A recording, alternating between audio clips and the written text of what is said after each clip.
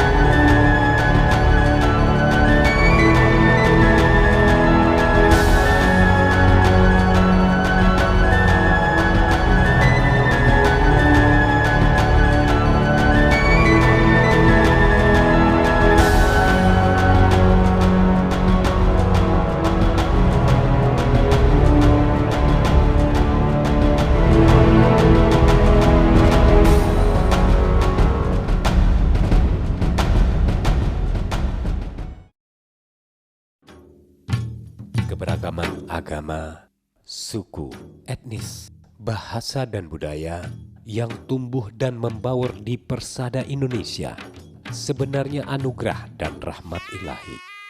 Namun di sisi lain, terkadang melahirkan berbagai kemungkinan untuk terciptanya suatu pertentangan kepentingan. Akan tetapi bagi kita yang mendiami tanah Aceh, sungguh patut kita syukuri karena berbagai komponen-komponen komunitas manusia di sini telah terangkai dalam kedamaian dan kerukunan hidup, termasuk eksistensi kaum minoritas etnis Cina di Banda Aceh sebagai contohnya. Etnis Cina sudah mulai mendatangi Kepulauan Nusantara diperkirakan pada awal abad ke-9 Masehi. Mereka melakukan berbagai aktivitas perdagangan dengan masyarakat pribumi.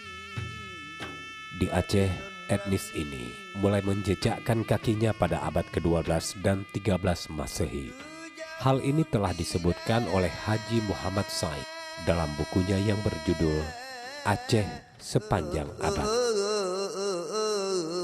Letak geografis Aceh yang strategis di perbatasan Selat Malaka ini memudahkan bangsa-bangsa lain termasuk Cina memasuki wilayah Tanah Rencong. Hal ini ditandai dengan adanya peninggalan-peninggalan antik seperti keramik dan tembikar. Pada tahun 1405, hubungan Aceh dan Cina pun semakin erat, di mana ekspedisi Laksamana Cheng Ho bersama armadanya melakukan lawatan diplomatik ke seantero Nusantara dan berkesempatan menapaki kakinya di salah satu kerajaan di Aceh, yaitu Kerajaan Samudra Pasai. Dinasti Ming mengirim utusannya Cheng Ho ke Aceh untuk membuat diplomasi antara raja, negara, atau wilayah di Nanyang waktu itu khususnya. Hal ini dibuktikan bahwa Dinasti Ming itu hampir 40% Muslim dan pendirinya dalam buku itu disebutkan adalah seorang Muslim. Cheng Ho seorang Muslim. Oleh karena itu hubungan antara Cina dan negara-negara Islam waktu itu sangat bagus dan sangat harmonis. Setelah Cheng Ho datang kemari memberikan lonceng cakradonya sebagai simbol persahabatan, simbol harmonisasi, simbol komunikasi, dan simbol budaya antar kedua negara. Lonceng cakradonya menjadi bukti bahwa kerajaan di Aceh dahulu sudah memiliki hubungan baik dengan bangsa Cina. Sebuah buku bertajuk Etnis Cina Perantauan di Aceh menyebutkan bahwa pada tahun 1875 terjadi kekacauan politik dan pengangguran di Tiongkok. Peristiwa tersebut menyebabkan banyak orang-orang Cina berhijrah ke Nanyang yang merupakan sebutan untuk wilayah di selatan Tiongkok, dan salah satu wilayah yang didatangi adalah Aceh. Berbagai pembangunan dilakukan oleh orang-orang Cina tersebut atas perintah Belanda. Mereka membangun infrastruktur seperti jalan dan gedung. Walaupun diperkerjakan sebagai buruh oleh Belanda, etnis Cina ini mampu menguasai pasar perdagangan. Hal ini dikarenakan oleh profesionalisme atau ketekunan mereka di dalam berbagai bidang. Hingga kini, lintas dagang yang dilakukan oleh kalangan minoritas ini menjadi salah satu faktor penting bagi pembangunan perekonomian di Banda Aceh. Kehadiran etnis Cina ini tentu membuka jalan untuk terjadinya kontak budaya antara budaya Aceh dan Cina, baik dalam perdagangan, pendidikan, bahkan juga dalam hal perkawinan. Namun etnis Cina yang melakukan perkawinan silang tersebut telah memeluk Islam sebelum melangsungkan pernikahannya dengan masyarakat pribumi. Aceh dikenal dengan serambi Mekah. Nafas Islam begitu menyatu dalam adat budaya masyarakat Aceh, sehingga aktivitas budaya kerap berazaskan Islam. Ditambah lagi dengan penetapan kota Banda Aceh sebagai kota madani yang berlandaskan syariat Islam. Kota Banda Aceh itu, kalau mungkin orang luar menganggap bahwa Aceh sudah eksklusif, di mana Aceh dengan berlaku syariat Islam maka menakutkan bagi non-muslim. Sebenarnya itu tidak benar, karena undang-undang atau syariat Islam itu diberlakukan untuk orang Islam. Mereka yang non-muslim hanya diminta menghargai. Meskipun demikian, kondisi ini tidak membuat etnis Cina yang masih menetap di Banda Aceh terusik. Mereka tetap bisa hidup berdampingan dengan warga pribumi.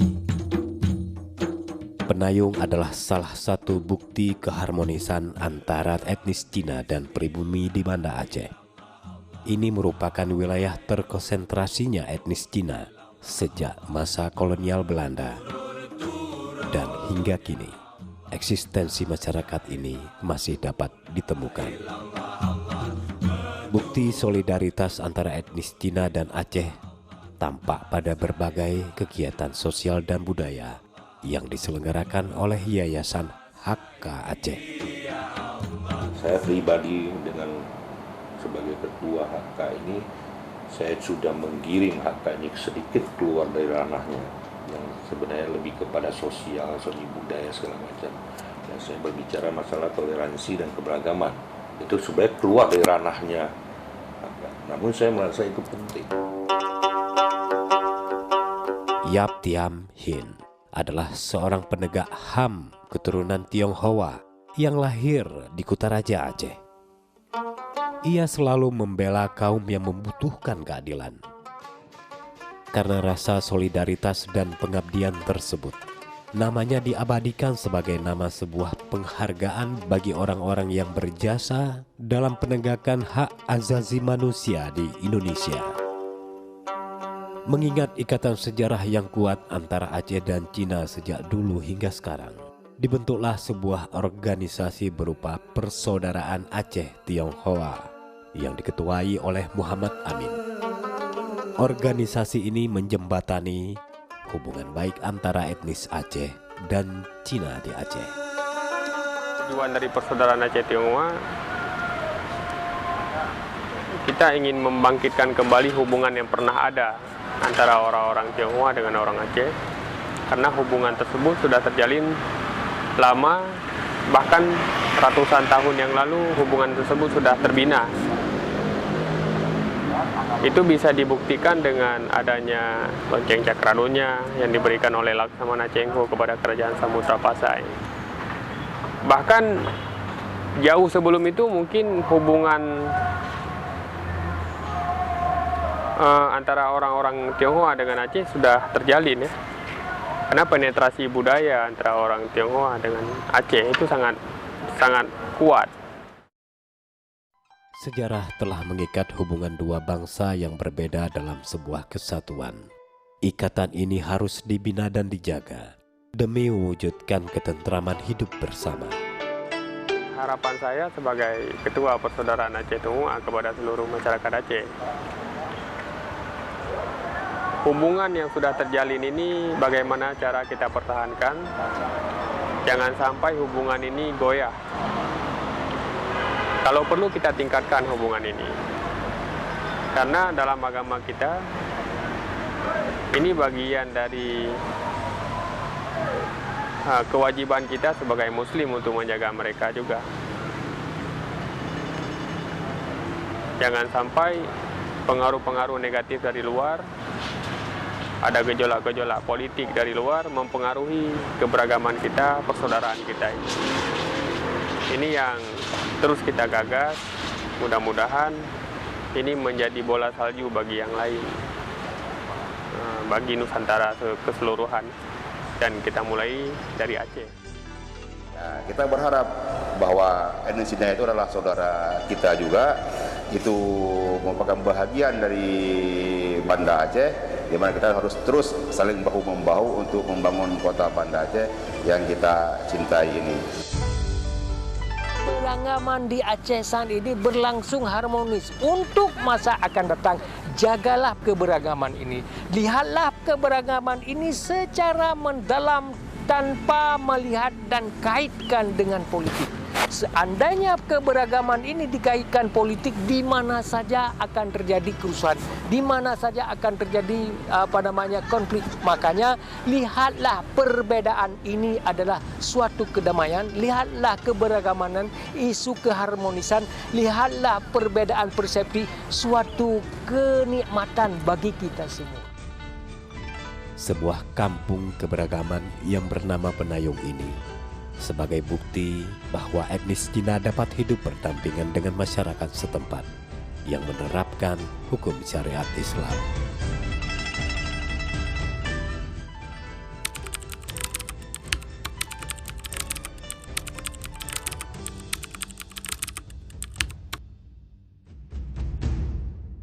Perbedaan nilai-nilai hidup yang dianut antara komunitas bukan untuk dipertentangkan, selama terjaganya saling menghargai dan memahami.